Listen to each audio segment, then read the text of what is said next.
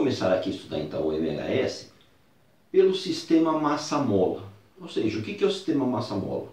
Um objeto preso por uma mola que é colocado para oscilar, onde a única força que faz o papel de força resultante é a força da mola, é a força elástica.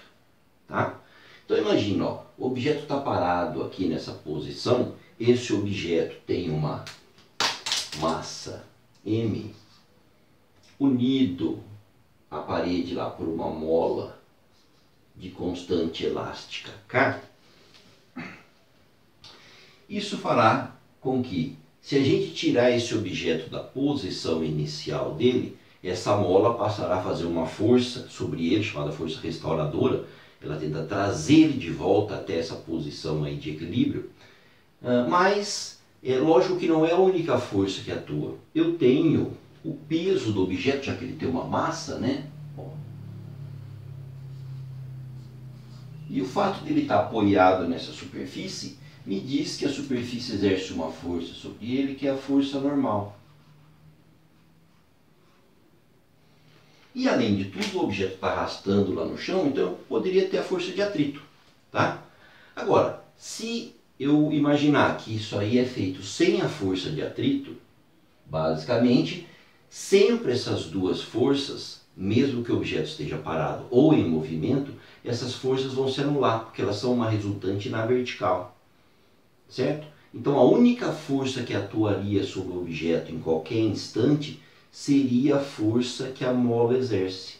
Então, ó, a força resultante é a força elástica, mas a força elástica ela vale K vezes X. A constante elástica vezes a deformação, ou seja, quanto que o objeto saiu, está deslocado aqui, ó, dessa posição inicial. Esteja ele lá no extremo ou esteja passando por algum lugar, tá? Muitas vezes, da forma vetorial, a gente escreve força igual a menos kx, que se o x é para um lado, a força é para o outro, tá? Então a força elástica ela é kx. Mas a força resultante ela é massa vezes aceleração.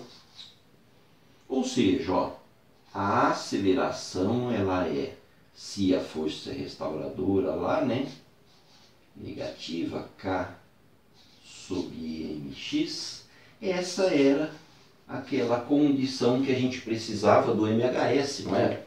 Qual que era a condição para ser um MHS? Que a aceleração fosse proporcional ao deslocamento. E essa constante aí no meio nos daria quem é o período de oscilação desse sistema. Quem que era mesmo? Olha, isso aqui, né, vamos botar um menos aqui porque a força é restauradora. Esse termo aqui representaria o ômega ao quadrado, K sobre M. Lá tinha um menos, aqui também tem um menos, então já joguei fora, tá? Então, aquela constante ômega que apareceu lá é raiz de K sobre M. Mas quem que era o ômega? O ômega, ele era 2π sobre período. Então isso diz, ó, que eu posso falar que para o sistema massa-mola, esse período ele vai ser 2π raiz de M sobre K. Esse resultado tem uma interpretação, né, que se maior for o K, maior for a constante elástica da mola, quer dizer que maior é a força que eu tenho que fazer para obter um certo deslocamento. Se maior é a força, quer dizer que aquela mola é mais rígida, é mais dura. Você puxa ela, ela volta rapidinho, ela é dura, né? Então, ó, se maior é o K, menor vai ser o período. Ela volta mais rápido. O período é quanto tempo ela demora para efetuar o movimento. Então, maior a constante, menor o período. Maior a massa, o sistema está mais pesado, é maior a inércia. Então maior é o período, mais tempo ele demora para parar e voltar lá para o outro lado, né? Ele se torna um sistema mais lento, tá? Então eu consigo achar o período para o sistema massa-mola e também consigo achar, lembra que período é inverso da frequência. Frequência, quantos movimentos ele faz por segundo, né? É só a gente fazer o inverso dessa fórmula aí, tá?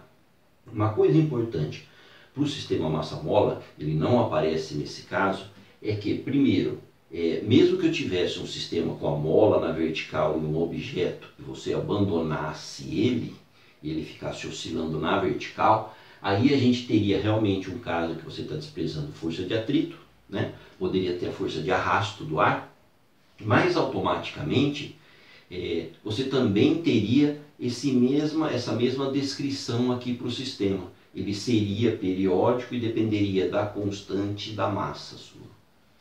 Tá bom? Agora, para o sistema massa-mola tem uma outra coisa que nos interessa para a gente poder falar, ó, que é sobre a energia desse sistema.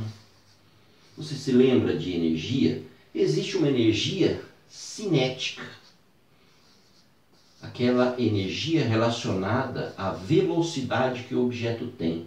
Essa energia cinética, ela vale mv² sobre 2. Então eu posso falar da velocidade que esse sistema possui. Por quê?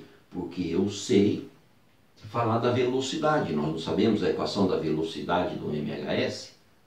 Agora, eu também tenho a energia potencial, aquela que está acumulada na mola naquele instante, porque a mola está deformada.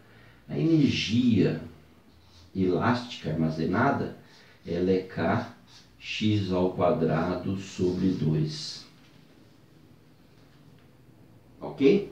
Essa energia que está acumulada, o x, a posição depende do tempo. A energia cinética depende do tempo. É legal você ver lá no slide a relação que existe entre essas duas, se você olhar o espaço e a velocidade com o tempo, porque o espaço é uma equação, lembra? A cosseno de ômega-t mais φ0. Aqui a velocidade é a derivada, é seno. Tanto x quanto v estão ao quadrado. Quando você soma essas energias, vai aparecer um seno ao quadrado mais cosseno ao quadrado igual a 1, ou seja, a soma das energias vai ver que vai dar um valor constante, não depende do tempo. É a cinética mais potencial, tá? Então é uma relação importante que aparece analisando essas duas, tem lá no slidezinho, tranquilo para entender. Ok? Então esse é o primeiro exemplo de MHS que a gente vê, né?